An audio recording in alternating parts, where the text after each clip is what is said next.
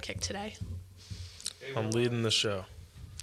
Good afternoon and welcome to Think Tank Tuesday. I am Brad and I'm filling in for Paul today, and I'm joined by Samantha Zawolinsky. Hi, everyone. I'm Brad's sidekick today. Yeah, so I'm leading the show. I'm a digital performance manager here at Potrats. And today I want to talk to you guys about programmatic display advertising in 2017. So let's start by defining that for everybody. I think that's a big word that's being thrown around a lot, but not everybody understands what it really means. So programmatic advertising essentially just means like when you're doing digital advertising and you use like a platform like AdWords or a software, and you have like an automated bidding strategy or an algorithm that determines, what your bids will be and your placements and everything, depending, search network, display network. That's what programmatic means. And it also means that you can choose like your targeting and, go for like certain frequencies and stuff. Okay, so there's a lot of layers to it though, right? Definitely. So tell me a little bit about why I want to pay attention to it. Why does it matter to my digital strategy? So you want to pay attention to it because it's really easy because it's automated, it's really easy to just kind of let things go. And you're going to get results, but it's not easy to know if you're going to get the right results. So is the automation a good or a bad thing, or kind of 50-50? It's a good thing, but you have to steer it in the right direction, particularly with display advertising, which is what I want to talk about today.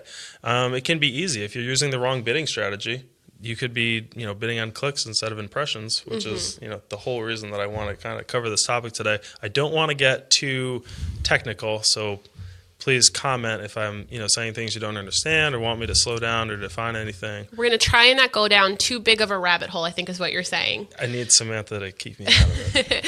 So we're going to talk about, how to use it, like you said, how you need to bid on it and how you need to set it up.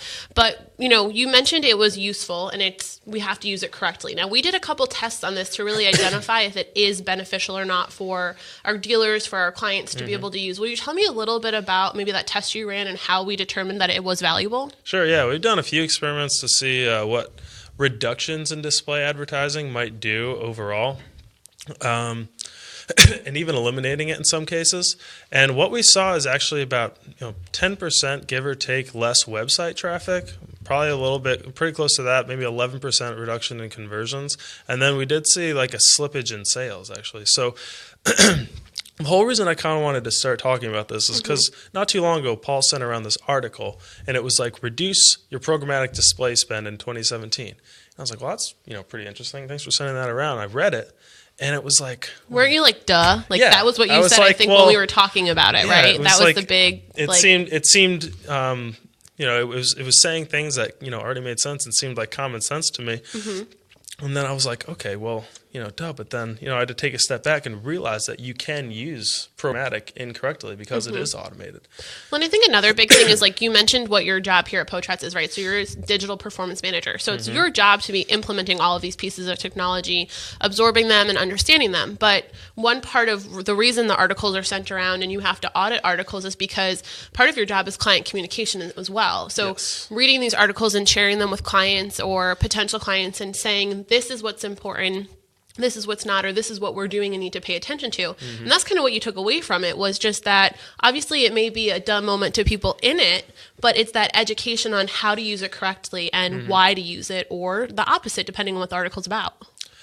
Exactly, yeah. I mean, we're always reading articles, but the fact is the clients are in their own business from day to day. They're not necessarily paying attention to all this kind of stuff. So when we read things or we try new things, it's essential to communicate with them, what we're trying out, what we expect to happen, and then, ultimately what the results of the experiments are, what we're going to do going forward. So you read this article and you had this moment where you said, of course, right? Yeah. Like, I know this, I'm in it, I'm doing it. But if I'm a client and I'm reading an article and I'm trying to understand programmatic display, now there's a number of different types of display advertising, and there's different ways to use programmatic depending on what your goal is. So why don't you talk to me a little bit as if I were your client or even a potential client and looking to really understand how to utilize this as a dealership, as a business, as somebody providing, a digital strategy. Certainly, yeah. So as I said before, when we did experiments with reduction in display advertising, we saw a droppage in performance and ultimately sales from that. And so when you think about that, the big point of the article, which got me, was like, traffic from display campaigns might not necessarily be the best. They might not be as engaged or, might have a bit of a higher bounce rate. But the point is that when you're going after or using display advertising, you should be going after impressions, not clicks. You don't want to be optimizing for traffic to the website because it's typically higher funnel traffic. They're not going to stick around for as long. They may not know your brand that well yet. And, so you don't want to be optimizing for that. You want to be using display advertising, going after impressions, so you can use them to, kind of use interest targeting and get people, associated and affiliated with your brand a little bit. Maybe show them some sales going on. Real quick, what is interest targeting? Okay, yeah. So interest targeting is a big part of programmatic display, and what you have to do is determine like the demographic you want to go after. And you can go after, say like in markets, you can go after affinities, people who, maybe like purchasing green products or people who are in market for cars. There's all sorts of different categories on types of things that you can go after. And so because you can set up an automated, viewable CPM that's going after impressions bidding strategy doesn't mean you want to just go after like the whole internet. You have to, know who you want to target, and then you have to go in and say, like, I just want to target these people. And that's where the optimization comes into, because you got to go in, you've got to review your placements, you've got to review any keywords you might be targeting and make exclusions or, adjust bids on certain placements. So that's where kind of the day-to-day, week-to-week stuff comes in. But you have to ultimately know like who you're going to talk to, and then you have to choose the right bidding strategy, for the goal of the campaign. Well, and even what your messaging is going to be, right? So that makes a big impact. So understanding what tool you're going to use. So if it's interest targeting, then identifying your audience, identifying your message. So really, you kind of want to start at what your desired goal is a lot of the time, right? Certainly. Know what you want to achieve from the campaign that you're running, and then that's the way a lot of clients waste advertising dollars. It really when we is. see, prospective clients coming on board and they're saying this just doesn't work. It's because your point to optimization, to continuing to improve that campaign, we're also not understanding what our desired action or our desired impression is. So, with a retargeting or interest targeting ad, a lot of the time, what do we want to achieve from that? So with interest targeting, you got to think really top of funnel. You're not going after an incredible amount of frequency. You just want to touch someone, and maybe it's the first time your brand is touching them. Or, if you have a new product that you're launching, you might want to, target people who are interested or in market for that type of product. So when you're going interest targeting, you got to think really top funnel. Retargeting are people who have visited your website and who have associated with your brand a little bit, and you want to keep working them down the funnel a little bit. So they might not be ready to go like super low funnel, go to Google, type in, hey, I want this, or like, where can I get this or this near me? You want to kind of get more frequency with retargeting. You're targeting a list that, say you had I had a Ford website, and I wanted to retarget people who looked at escapes. That's what I want to do. So first it's like getting them associated with your brand with interests, okay, on the dealer level. And then, maybe models a little bit more specific with retargeting. And then that's what you want to kind of do. You got to work them down the funnel a little bit with retargeting. So two types of display advertising. You definitely want to optimize for impressions on both, I think. And you're just going to get higher click-through rates on retargeting because of the fact that the people are familiar with you. Okay. Well, before we conversation, we're going to break for a quick ad to hear a little bit more from Paul Potratz. You can find him on the Growth Mindset podcast every single Wednesday. You can find him on iTunes, Google Play, and Stitcher, but new this week is the availability to download and listen to him on iHeartRadio. So take advantage of the Growth Mindset podcast. If you are a podcaster yourself, feel free to email Paul about a topic of your choice, and we can feature you next on this upcoming Growth Mindset podcast. So we took a quick little break so you could take a drink of water. Yeah. But coming back into it, what you're really saying is that you want to use interest and layer it with retargeting, because you want to pull somebody down that buying funnel and then drive them to fulfill an action, which is essentially that conversion, that fill out a form, that phone call, or even walking in a business. Yeah. And that's what your tests show, that even though you're looking at a predominantly digital analytics, that when you correlated the decrease of running display and interest targeting ads, you saw that it decreased the number of sales a dealership had. So therefore, it hurt that walk-in traffic as well. Yeah, what you're going to see if you're not focusing on top and mid-funnel, that you're just capturing the people who are ready to buy now, or like ready to come visit you now, or whatever it may be. And so you're not, if you're not filling the top of the funnel like that, then you're going to be missing out on potential business. It may not be a large segment of your business, but if you're talking 10% of website traffic, 10% of conversions that may turn into sales, I mean, that can, depending on the business, that could be quite a bit. Well, and if you're a business that knows how to track your conversion rate to your closing ratio, then you know what that actually equals at the end of the day, how many lost sales that would equate. Yep. And I've lost my train of thought. That's okay. So one thing I always get asked, and so when we're talking to existing clients or new clients, budget constraints is always a big thing. Unfortunately, budgets aren't endless and digital marketing costs money. So when you're looking at how you allocate spend, what would your recommendation be to a client? Really happy you just asked me that, because that was the thought that I was thinking about. So this article that we had read and that Paul sent around was about reducing your display spend in 2017. And so when you think about this, and they're right, that would be something, if you're spending too much, if 30% of your budget is display advertising, then I would consider, trying to get it down to maybe 10 or 15%. Because if you're paying per 1,000 impressions, that's a lot better than paying $5 a click, or maybe $3 or $4 a click on the display network. Identifying that budget also makes you have to look at how you're bidding on it in general. So if it's cost per click or impression based. Yeah, that's going to have an effect on how much you spend for sure. And so the whole article was like, take a look at your agency. It was one of those like, this is what your agency should be doing kind of articles, which I love. I love keep each other accountable, right? Exactly. Yeah. And so you have to look at what you're spending on display. And the point of the article was like, is the traffic doing what you want it to do on your website? So these are the things you have to look at. It's like, are they converting? But are they calling? Are they visiting the contact us page? Are they expanding, photos to look at? These are the kind of events that are trackable on a website. And so when you're evaluating how much you want to spend, if you're segmenting out your budget, you want to, kind of segment out on like whether the traffic is taking these actions that a likely converter might take. And so display advertising, because it's so top of funnel, they may not be so engaged visiting 3, 4, 5 pages on the website on their first visit, and that should be reflected in the budget. I mean, you can get a lot done by allocating maybe 10 or 15% of your budget, maybe even starting out with less than that, and then adding on as you optimize. But not having it, not having it completely removed from your budget. Yeah. So you got display, but then you've got all your search campaigns to worry about. And it depends how many campaigns you have. I mean, it's going to differ on the business for sure. Then you've got your search budget, then you've got your social advertising budget. So these things have to be split up, and then traditional if you're still running that. So within everything, I think about 10% might be a good number to start with, and see what happens with that. And you bring up other forms of advertising. So I think one thing that's really important is when you're looking at how you're running your interest targeting in your display, similar principles can be translated over to other platforms like social media marketing and even traditional marketing. A lot of the time when you're looking at interest targeting and maybe trying to create brand awareness, for example, you mentioned depending on what kind of business you are, may depend on how your budget is allocated. If you're new to market, you're going to spend a lot more on trying to create an audience than you would, compared to being an established business that has a client base. And that's what it comes down to when you're looking at what your goal is, right? So your goal as a new business may to be create awareness and get sales. So you want to make sure you have a heavy split between interest and retargeting.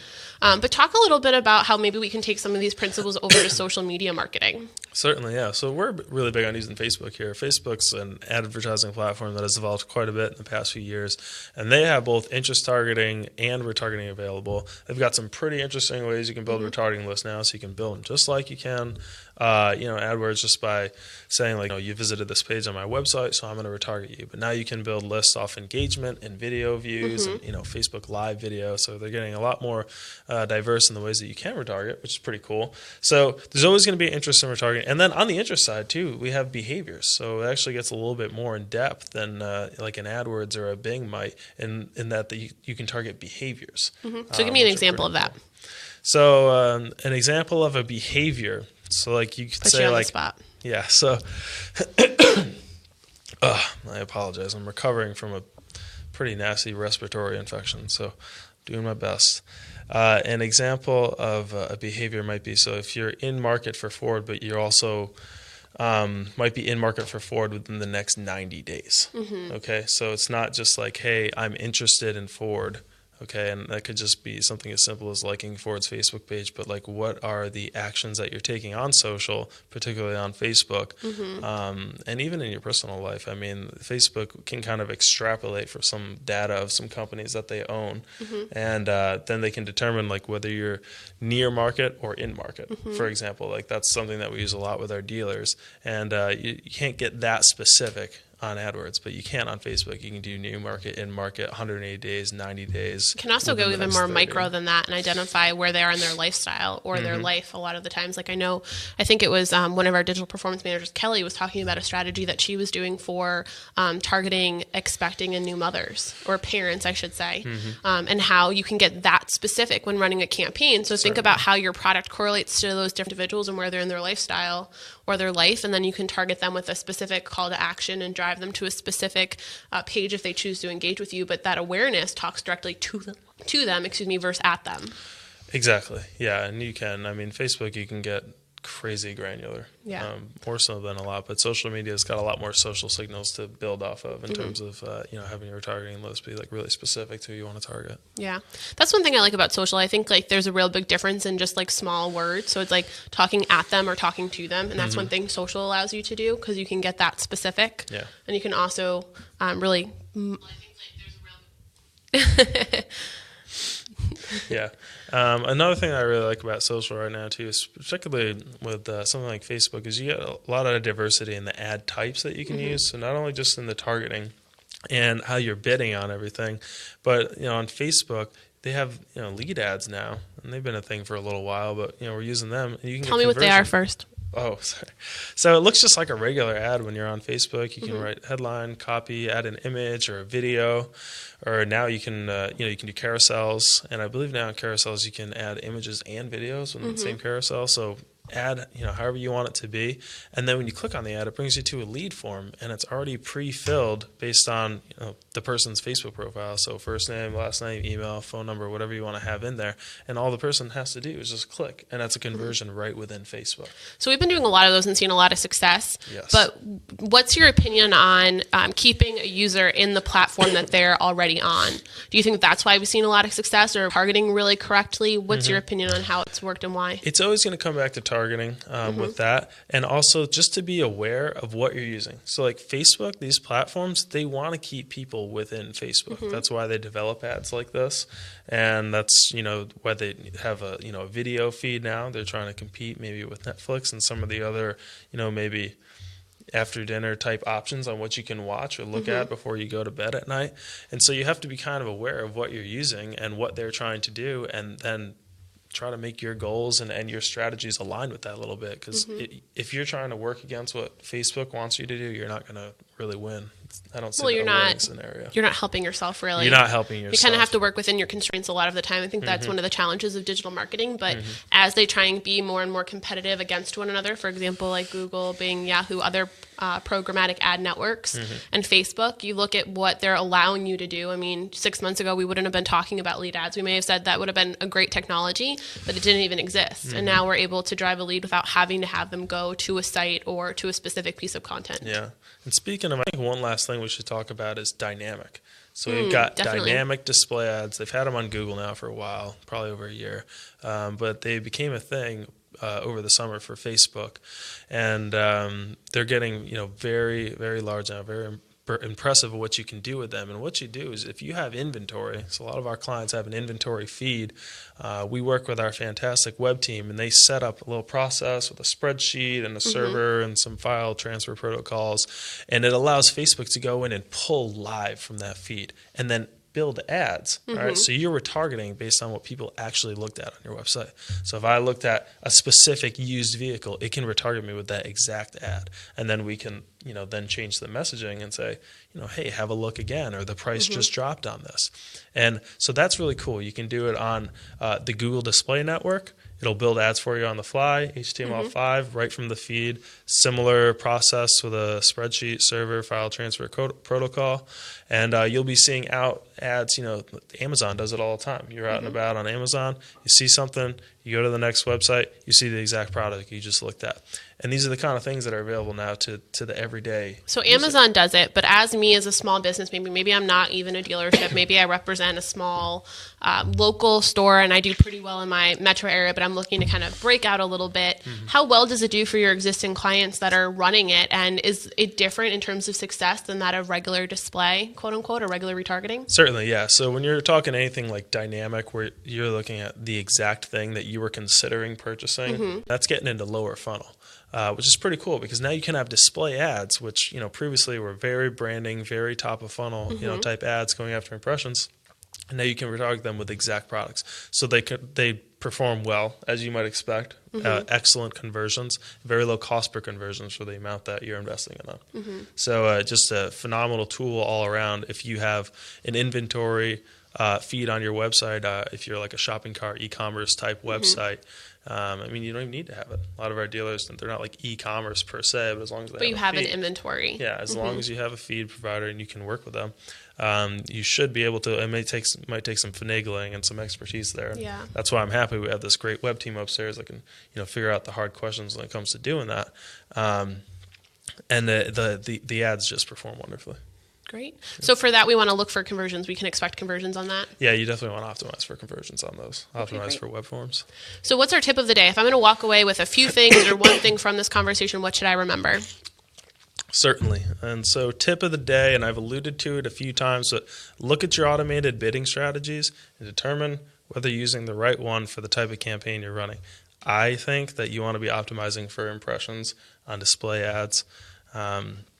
And also just, look at the types of campaigns you're running. So optimize for impressions on your interest targeting, retargeting campaigns, and explore dynamic advertising. And then would you say they complement? So each digital strategy complements one another? So something like search should be run with your display advertising for increased success? Oh, absolutely. Yeah, you should always have some sort of a brand type search running at all times for the I want to buy this now moments. But you can do remarketing on search. So if you're doing remarketing as a display mid-funnel type of strategy to work people down, you want to have a remarketing search campaign running. Okay, so you went there. I wasn't going to go there, but now that we're there, let's explain that, because I think that is something a lot of people have heard about maybe, or they hear the acronym, but they really don't know how they can use it. And I think that it is a great example of how you can utilize a stronger call to action for those individuals who have been interested in your product but may not have purchased. So explain that a little bit. Let's go down that rabbit hole. Certainly. Yeah. So, we're familiar with building remarketing lists. So you can upload a list from your CRM, assuming it's a proper size that will serve on the display network. So you can do that, have a really targeted kind of message with that, mid-funnel to the lower funnel, or you can build retargeting lists like from your website. And that's probably the most popular kind, is building it from your website, so those customers who have come, visited, and then left. Yeah, it's definitely the easiest way. They build very quickly. If you're pulling from your CRM, you've got to hope it's the right size, and it's a lot more technical. It really gets you into it. If you're the one doing it for your business, the one trying to get out there, if you have a vendor partner you're working with, definitely ask them about it. It's something that they can do for you. But I think probably phase one would be starting with those who have visited your website. Oh yeah, always the second you open it. If you haven't done it yet, go to the audiences section and start building. So what does it mean now I have that list built? What happens? So yeah, you got to think about those audiences when you're building them, and then when you're designing your campaign creative and goals and everything, you want to design the messaging around something that audience might want to hear. So again, if you have an escape incentive this month, to keep going off the Ford example, and you've got your interest targeting, branding, like, hey, we've got this sale, retargeting and dynamic retargeting with specific escapes and maybe similar messaging, call to action or something on the incentive, heightened call to action. So maybe a